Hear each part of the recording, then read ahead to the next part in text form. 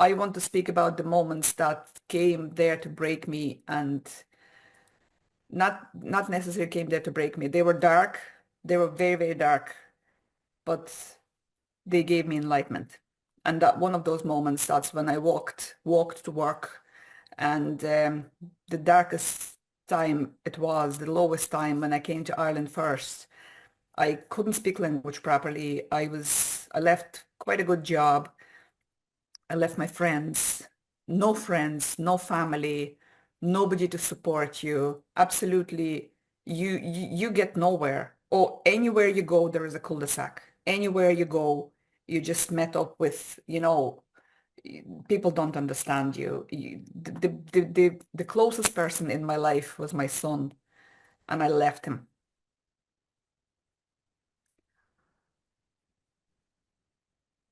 That was hard.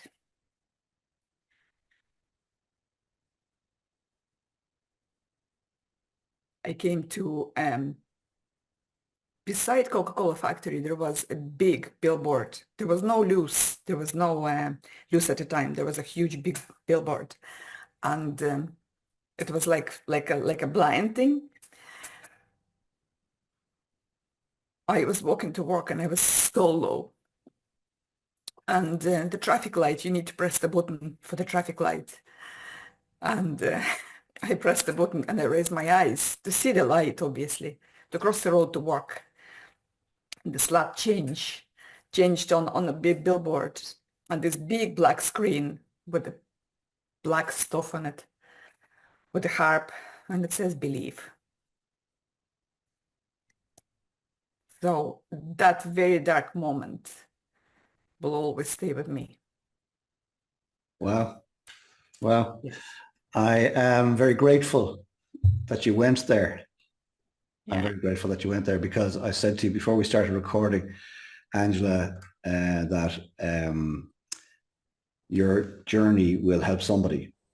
I believe that what we're doing here today, we'll put it out there to the World Wide Web, and the universe will dictate whose ears it gets to, right? And somebody out there needs to hear those last 2 minutes. They were beautiful.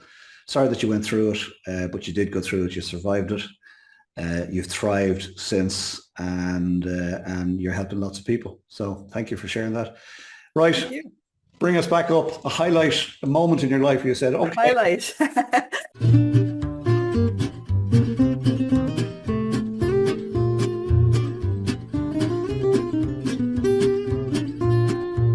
Hello there and welcome to another Coffee with Colm, and thanks indeed for joining me. Delighted to let you know that this morning Angela Cox has joined us from County Meath, and she's here, I was going to say bright and early, but in fact it's dark and early. It's 7 a.m. It's a Wednesday morning in November, and fair play to Angela, she got up. Angela, please come in, pop in, say hi, cheers us with your coffee cup. Cheers, Colm. Good morning to you too. And I'm very pleased to be here with you, and thank you for this opportunity. Oh, it's my pleasure. My pleasure. I think I was saying to you just before we started recording that I feel led to this space this year to talk about mental well-being. So thanks indeed for being open to having a conversation about the same topic. So come here, tell us, who is Angela Cox? Where are you based? There's a twang of an accent there. You need to explain that. Where are you based? What do you do? All that good stuff. Thanks. Thank you. I'm based in County Meath. I'm very near to Drogheda. The accent came from Ukraine. I'm originally from Ukraine. Excuse me. I came to Ireland in year 2000, and I'm here since. So I came here with the dream to explore, to see the world, and my main dream was to be a coach. That dream appeared when I was early in my 20s. I had my first coaching session that completely turned my life upside down, and I got so taken by the process that I realized that only for this coaching I am who I am now. And I was brave enough to make this step. I was brave enough to break through and say, right, okay, I do want to explore. I do want to come and see, and I do want to try something very, very different and very, very scary. And that's how my dream was born, and I pursued it, and I'm grateful that it came true. Oh, I'm delighted for you. It's great. It's lovely to meet somebody whose dreams have and are continuing to come true. So congratulations. You mentioned Ukraine. Terribly sorry for what's going on in your country at this moment in time, your home country. And of course, there are quite a number of Ukrainian people have come to Ireland in recent times. You're here, did you say 24 years? Yeah, yeah. Long, long time. Yeah. Wow. And why did you I choose? came here when nobody knew about it, when I was thinking nobody knew that. what Ukraine was. Yeah, I was Yeah. thinking that. Why did you choose Ireland when you were leaving Ukraine? At the time, Ukraine was quite a close country, so maybe it was Ireland, and to a degree, uh, to, to, two different, completely different stories, completely different agendas. Two countries kept to themselves. I think that's how it was. Ukraine was just coming out of that era with brotherhood with Russia and stuff. So I came simply because, thanks to Mary Harney, the borders got open and the influx of people curious and willing to work or with different aspirations entered this country. And I was one of those people. Wow, wow. And Ireland is all the better for it. So thank you for choosing Ireland. You mentioned Mary Harney there, Thank you for accepting me. Yeah. one of our Yeah, I made Ireland my home. Within a very first hard 2 years, I realized that no, I couldn't let it go. So okay. And I'm curious because over the years, quite a number of people, largely from Eastern Europe, have come to Ireland. And I have this theory, and I think you uphold my theory, which is it's only the ambitious ones who get up and take that brave step to go abroad. Is that a fair comment? I think it is because bear in mind that I came from no English speaking country. I came from different language. I came from a different background. I came from a different culture, and cultural adjustment and integration is a huge part in anyone's journey who comes to different country. Whether you decide to go to Australia, to Canada, or USA, there is a still cultural adjustment. Yes, you do have huge Irish diaspora and you can rely on that contact and that connection. But unless you even push them aside and say, come here, lads, instead of sitting here with you having a pint, I think I'm going to go and explore what's happening on that bloody well Fifth Avenue or whatever else. I want to see what is it about pumpkin pie. I want to see what is it about whatever they do in Australia. If you don't do that, you're going to stay with your crowd and you're going to mix with your lot and you're going to be little bit enclosed and little bit limited, maybe, Oh, very interesting. Very interesting. maybe. And I don't mean it in a bad way. Do you know what I mean? Yeah. Like I've been in New York and I've met Irish people in Irish pubs, and it's absolutely great buzz. But you do need, if you want to make your life and you want to make your absolute um, like life in different country. Let's just say it's not America. It's somewhere else where not the Irish diaspora is not represented that well. Yeah, I think you need to kind of try to explore a little bit. And I think you're 100% right. I loved when you said, come here, lads. I was thinking there's a Ukrainian woman who's been fully brought into the Irish culture. Come here, lads.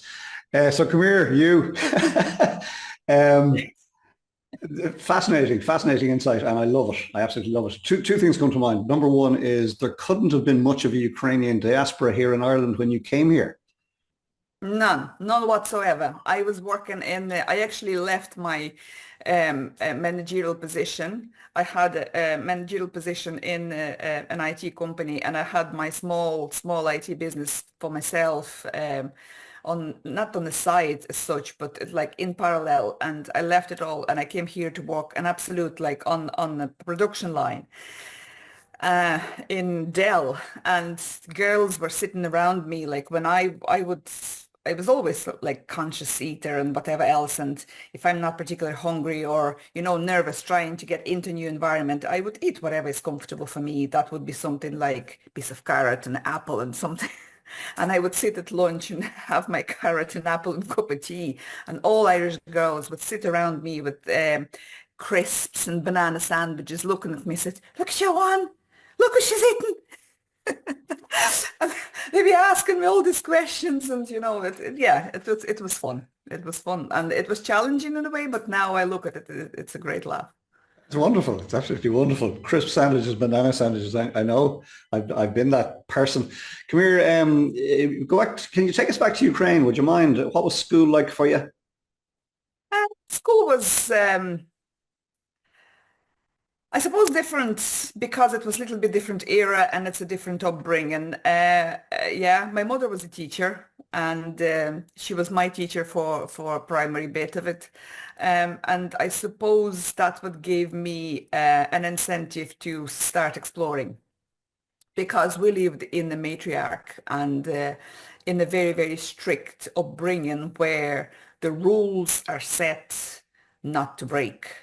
And when you are growing in that environment, and when you have your mom at home as a mom, and mom at school who is a teacher who doesn't understand particularly how to be a mom separate from the teacher, because teachers have notoriously um, stickly personalities for being teachers through and through. This challenging environment pushed me to explore and pushed me to find my own ground and in fact stand my own ground. I love it. I love it. That's a very interesting point. You said a couple of things there. I think you said Ukraine at the time was a matriarchy. Did you say that? And And Ukraine was more of a kind of a submissive country for somebody. I don't even want to call it yeah, no, for that's fine. That's whatever. fine. It No, was part of whatever bigger picture. yeah. And one of the reasons I came here, I wanted better future for my son, and I wanted really to explore what is freedom like. Okay. Okay. Because as a very, very free person inside, and I was very proud of it, and I knew it, but I was afraid to express it. Okay. I was afraid to, you're afraid to say words, you're afraid to be Wow. now, and mind you, it's not nothing to do with Ukraine. It's with the rule that was imposed on Ukraine, which Yeah. Irish people are very much familiar with it, have their Yeah. own history of it. All too familiar, all too familiar. But yeah, so we've a shared background in those terms. Very interesting, very interesting. I loved what you said about your mother was a teacher as well, and therefore, and I'm paraphrasing here, perhaps remained in teacher mode even when she wasn't teaching. Always. Yes, yes. Wow, wow. And then what happens? Do you go to secondary school, as we call it here in Ireland? Did you go into university? Yeah, it's all in one. It's still all one in majority places. It's a school from starting from 6, 7, ending at 17. It's all big stretch, yes. And then I went to study. I went to study finances and economics, and I was studying it. You go with the flow. You go with the settings that given to you by society, by your family first, and then by society. They strengthened, reinforced by society that you need to do your education. You need to get married. You need to get car. You need to get house. Whatever that may be. And when you go with this flow, you're being put in this strict mold. You begin to realize, hang on a minute, it's a bit tight here. And it's a bit actually tied there. And you know what? I don't fucking fit here. Like I don't know what. It's something is not tallying up. And I don't know what it is. So there are a couple of things. There was a huge misalignment in about my 20s plus whatever. And that's where I went to get help. And that's where I discovered World of Coaching. Yes. Wow. That was such an eye opener.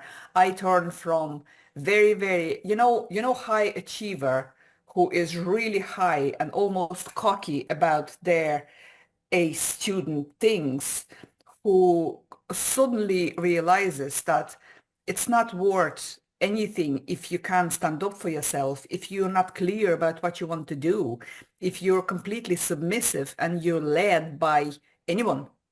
Yeah. Yeah. Anyone, absolutely. You just a little screw in a big engine, and that's what we were all made. Little screws in a big engine. And a lot of people, even in Ireland, in this environment, in absolute freedom that we are so proud to have here, we're reared as a somebody who just takes things easy, and it's strange how it's masked, but it's still the little screw in a big engine. So what can I do? Sure.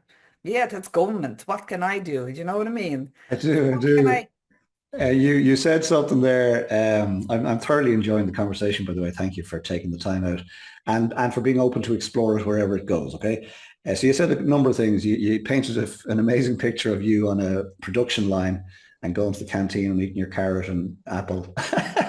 And Yeah. the girls around you who shared the work, eating their banana sandwiches and their crisp sandwiches.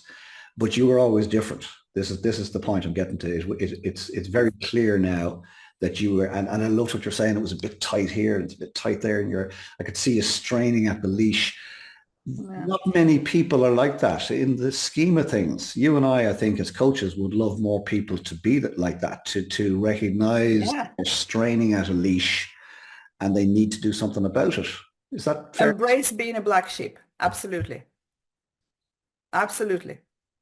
And like the misfits, the people who are not accepted, the people who are an introvert, an extrovert's body, embrace it, be it, love it. And when you start loving it, then the magic begins to happen. Did you say an introvert in an extrovert body? Yeah, that's me. Okay, that's interesting. Nobody will class me as an introvert. Wow. Okay. No, never, never. Outspoken. If you ask my mom, she would say, you're gobby. She always used to say, you open your mouth in a delivery room and you still don't know how to shut it. That's what she would say to me. But honestly, in fairness, she's a teacher and I am a rebellion daughter, so she doesn't really know me. But yeah, it's probably one of the coping mechanisms Okay. in a way, but I quite enjoy my own company. I quite enjoy just walking peacefully in the nature. Great. And that's just gives me such a pleasure and such a recharge to my batteries. Sure. Just being And by the water, just being by the water, canal, water, river, sea is, ocean is magic. just something else. Yeah, Magic, yeah, yeah. I have this acronym that I use for the last number of years called it's POYOMF, POYOOMF, and it stands for put on your own oxygen mask first, and that's exactly absolutely. what you do. You put on your own oxygen Absolutely. Yeah. mask first Yeah. to make sure that you stay aligned. Love it, love it. The work you do today, you said something about something happened, or there was somebody said something, and all of a sudden, coaching came into your life. What happened? What was that about? No, I realized that I am just running somebody else's script. I was honestly, I started to realize that I am, or maybe it's a fear of being like my mom. Yeah. She will see this now, you know that. That's okay. She doesn't speak English. Not that, oh, she knows it. She knows it. We had an open conversation about it. And my mom is 93. And I do respect her. I wrote a couple of posts about her. It's a tribute to her being a teacher. It's a tribute to me making amends. It's a tribute to us. Um, do you know what? If only for her, I am what I am. She made my life hell at times, but that is it. Like that she made me who I am. And she made me to stand up not only for myself, she made me to stand up for those women who are maybe a little bit lost, maybe a little bit confused. And mind you, an A student I am, I know very well how achiever's mind works. Wow. Okay. It's Okay. very, very, very familiar to me, that I want to do this and I want to do that and I want to get this job and I want to get that far. And then you get that far and all of a sudden you're overwhelmed. Yeah. All Yeah. of a sudden you're stressed because all you know is how to work hard. Wow. All you know is how to be a good girl. Wow. All you know is how to obey the rules. And the rules in this world are written by the man. I'm sorry. Oh, It's a man's world and it's not. And I'm not a feminist. It's not about feminism. Or maybe I am, I don't know, but I never class myself as one. I think it's my job is to give them awareness. okay. It's an old school rules, that old school leadership that, to be honest with you, look, it's not, I'm not being biased. Girls, men, sorry, in olden days, women were sitting at home minding children, doing the women jobs. Men were breadwinners. It's all shifting and changing now, but the rules stay the same, and we actually don't, most of the time, we don't realize it, that we're trying to change something fundamentally, but the rules, they stay the same as a leadership rule, as you know, Yeah, how did we get there? I can't disagree. I cannot disagree. I think women have it tougher than men. I have to be honest here. I do think that in a situation where there's a husband and wife or two partners and both have high-powered jobs, I do believe in today's society still the majority of the housework, the home environment is left to the woman. And you know, I was talking about this. My own mother passed away, and by the way, cheers to your mother. What's your mother's name? Zoya. It's Zoe. Zoe, really, Zoe, yeah. Zoe. Uh, Continued health, 93 years old. But no, I do. You know, my mother used to say, "Oh, the boys in this house will never be treated any different to the girls," because in her case, the girls were treated differently. But she told a lie. You know, we were treated very differently. I never made my bed until I left home. Crazy stuff. And you know, I see it in my own family. Myself and my wife both work hard outside the home. And shame on me, the majority of the home environment was um, taken on, the homework, if you like, was taken on by Yeah. and shame on me, I allowed it. You know, I said, that's fine.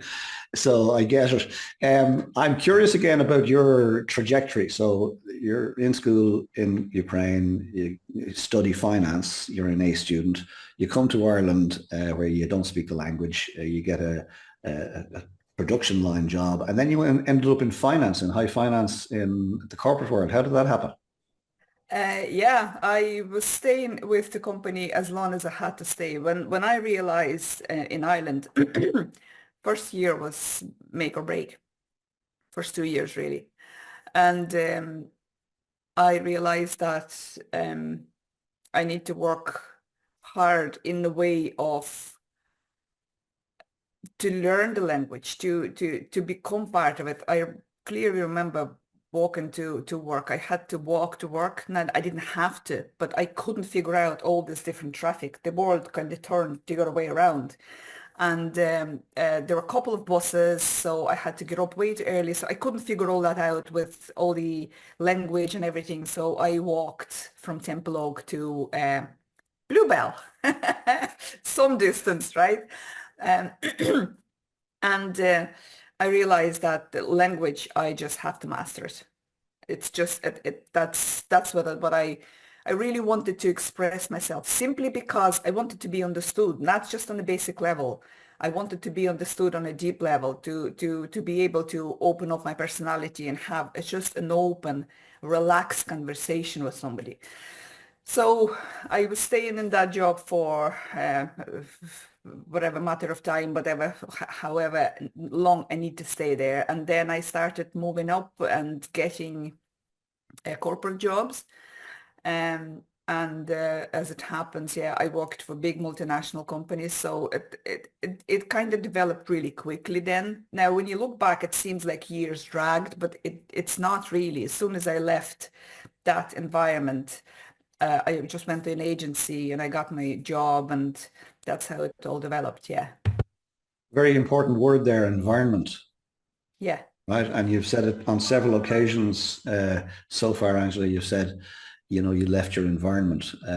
Environment is can be very challenging, and leaving an environment can be particularly difficult for people. You've managed to do it, and then eventually, after you've left several environments, you left Ukraine, you left various roles, and Yes. Yes. eventually you decided to get out of the corporate world altogether. What drove that decision? Yeah, I drove to work one day, and funny, you told me that started this podcast and these conversations or maybe this stretch of podcast is all about mental well-being. I remember, do you know what? I can vividly see that stretch on N2 right now, where morning like this, I was driving to work. At the time, I was just met my husband, and we were getting together. So I was driving to work from Duleek, from Meath, and I had to drive to Dublin.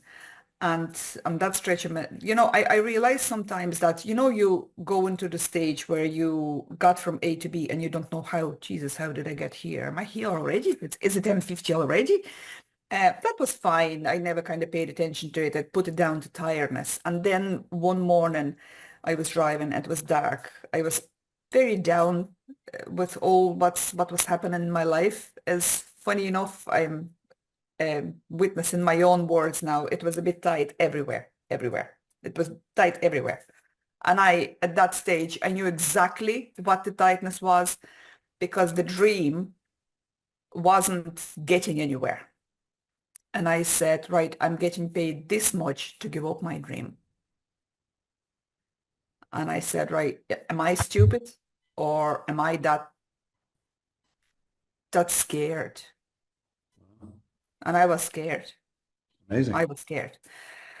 So one of the part of the dream was we wanted to have a baby. And I said, right, okay, when I managed to finish that chapter and to get my baby to the stage when he can go to the creche and whatever else, I am doing it. I'm doing it, and that's it. And it was that scary. And my husband said, "You're mad. Look at the amount of coaches out there." And but he said he knew the situation was at work. He saw the potential, and he said, You run the place, and you get no recognition for it." In parts it was exactly like this as well, and it's not due to bad management or anything. It's just the way it happened, just the way it was. So yeah, that's how I. Big realization. Big Yeah, realization on the end yeah, too. yeah. A movie came to mind when you were telling that story. You may have seen it, Up in the Air, with George Clooney. And George Clooney is basically a professional redundancy maker. I'm saying that very Oh, bad. I love that film. I love that film. And but there's a scene in it where he's sitting opposite a great actor called J.K. Simmons. And I love both those actors. And he said exactly that. He says, "How much did they first pay you to give up on your dream?" And Simmons was all, "What do you mean? What do you mean?" And he said, "I see you went to French pastry school or something, right?" And he said, "So how much they give you to pay? How much they pay you to give up your dream?" And he said something like 65,000. And he realized exactly what you realized at the end too. Like, you know, Yeah, how much am I earning to give up my dream? And it's certainly not enough. yeah. That was an eye-opening moment for you. And I sense that the work, excuse me, I sense the work you do today, Angela, is helping other people take that scary step. Yes, that step also, but you mentioned George Clooney, and I am. Thanks for reminding me about that movie. I want to watch it again. You see, he gave people dignity. He gave people dignity and a breakthrough moment to realize that stepping out of this job that pays my mortgage, that completely runs my life, that completely is my security blanket. No, my security blanket is my choker.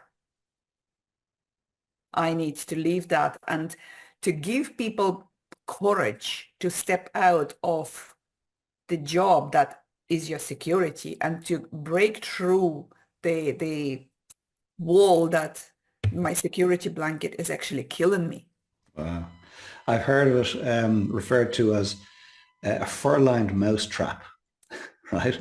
It's Yeah. cozy, it's warm, Oh, yeah. it's safe, but it's still a trap. And I was 35 when I finally peeped outside and stepped outside my fur-lined mousetrap. I had a corporate job up until then, age 35. That was 26 years ago. When Well, I was 30, yeah. you're 30, okay, good stuff. And scary few months or years afterwards, but you're fine about it now? Yes, yes. I absolutely sorry. I just I'm just kind of still following your line there.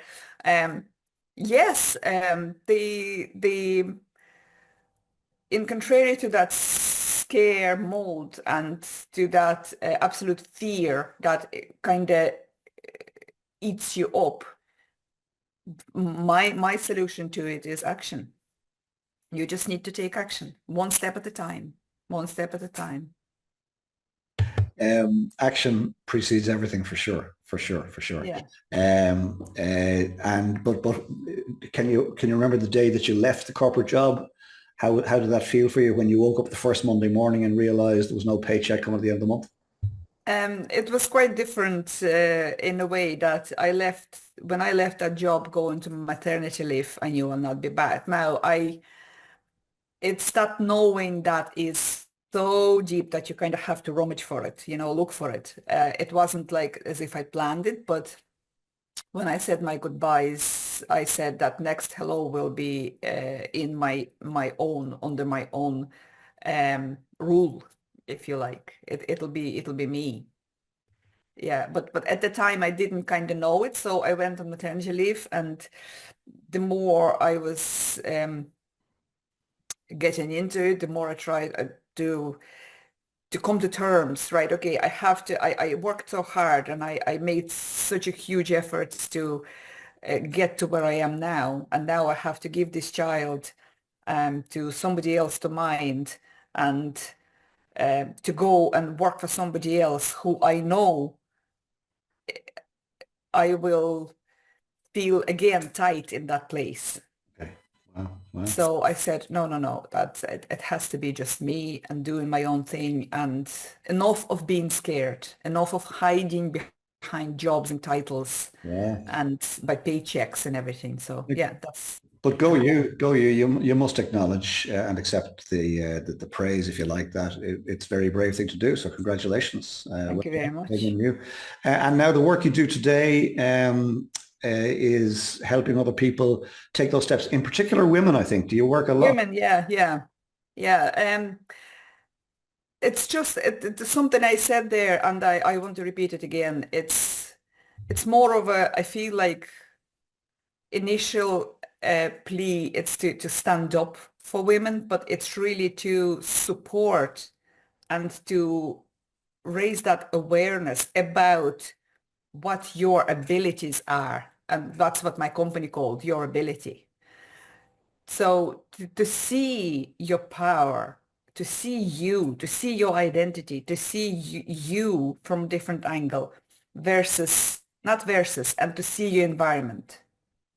When you see you and you see your environment and learn how they can communicate, how you can um, develop your skills, how you can show your talents.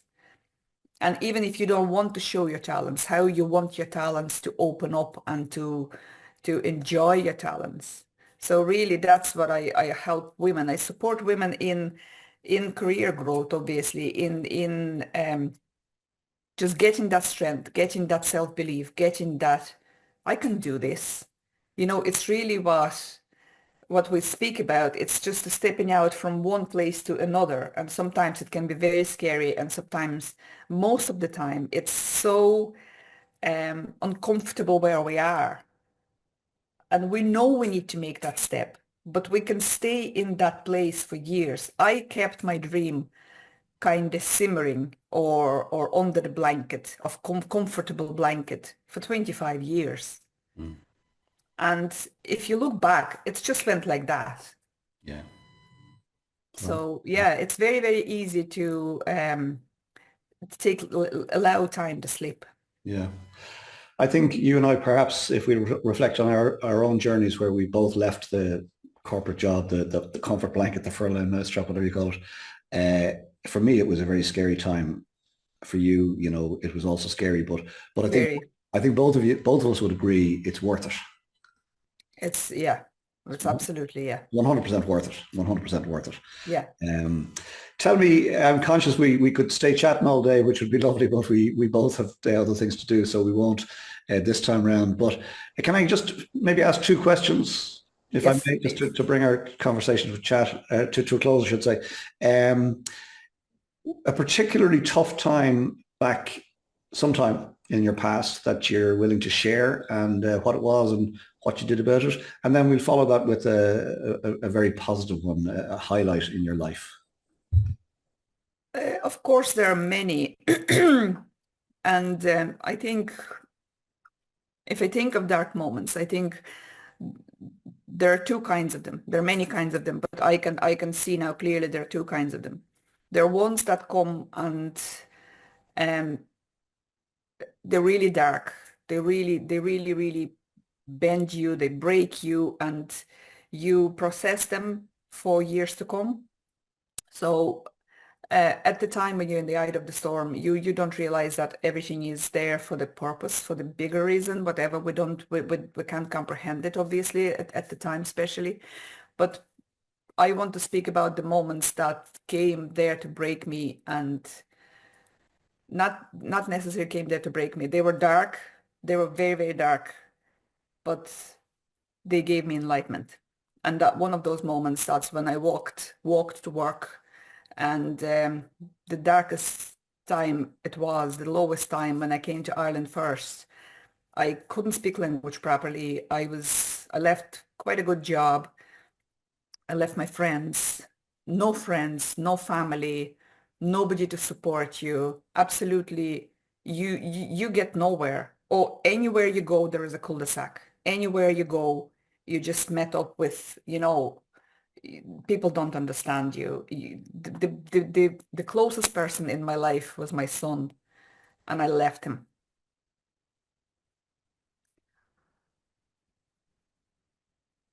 That was hard.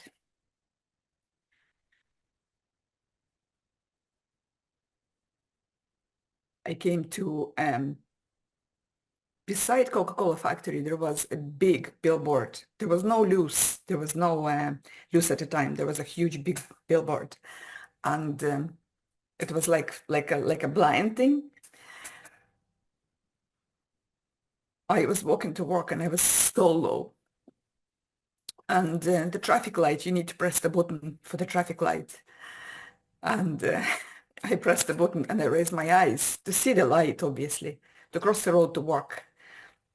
And the slot changed on a big billboard and this big black screen with the black stuff on it, with the harp, and it says believe.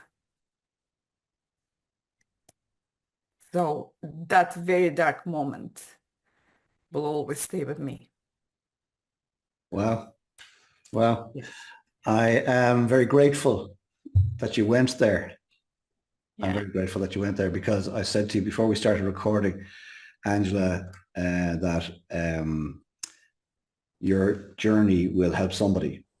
I believe that what we're doing here today, we'll put it out there to the World Wide Web, and the universe will dictate whose ears it gets to, right? Yeah. And somebody out there needs to hear those last 2 minutes. They were beautiful. Sorry that you went through it, but you did go through it. You survived it. You've thrived since, and you're helping lots of people. So thank you for sharing that. Right. Thank you. Bring us back up. A highlight, a moment in your life where you said, The okay. highlight. Coming to this country was a huge pivotal moment. As I said, it was very mixed.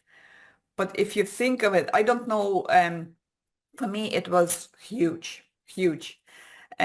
Changing language, changing culture, everything, it was highlight. But the highlight was really when I probably got my first client. Because coming from family where your mom is a teacher, your dad is jack of all trades, and although he may have had some entrepreneurial streak in him, no, it was all working for like public jobs and stuff like that. So when you don't know how to run your business and all of a sudden you realize that this is what you want to do, it's a big deal. And when your first client comes and actually pays you for your work, it's unbelievable. Yeah, it was probably the highlight. Although again, there are many, but that's how I would probably end it. That there is a light at the end of every tunnel. We just have to remember it and find somebody who can guide us there. Absolutely wonderful, wonderful, wonderful. Congratulations. How do you say congratulations in Ukraine? Oh, cheapers. It's even, I can't even think of it. It's probably a couple of words, not one word. All right, okay. Sorry, I didn't mean Oh, we'll end up with a simple one. Vitayo. Vitaly. Vitayo. Yeah. Vitaly. Okay, okay. Well, Vitaly. Now, come here. That was just wonderful. I'm going to close this off, if I may. Thank you for being here this morning. I'm going to close this off, and I'm going to pass the last word back to you, if you don't mind. So stay where you are, please. Folks, was not just amazing. Delighted to have Angela here this morning. And Angela, thanks for sharing so openly. Your words will help somebody for sure. Delighted that you joined us for this week's Coffee with Colm. I hope and trust as ever you got something from it. Please consider what's been shared here today and apply it into your thinking for this next week. And then very importantly, come back next week and we share another coffee together and meet another guest. In the meantime, get some great coffee for sure. Get some fresh air and R&R. If you spend too much time alone, please go meet some people. Conversely, if you spend too much time with other people, please take some time out and get to know yourself a little. And when the time is right, and only when the time is right, get your head back in the game, get organized for the week ahead, get stuck in, make next week count, believe, and I'll see you here this time next week for another Coffee with Colm. Sláinte. Last word, Angela Cox. Persevere. If I was sum it up in one word, persevere. Keep going. Keep going, keep on going.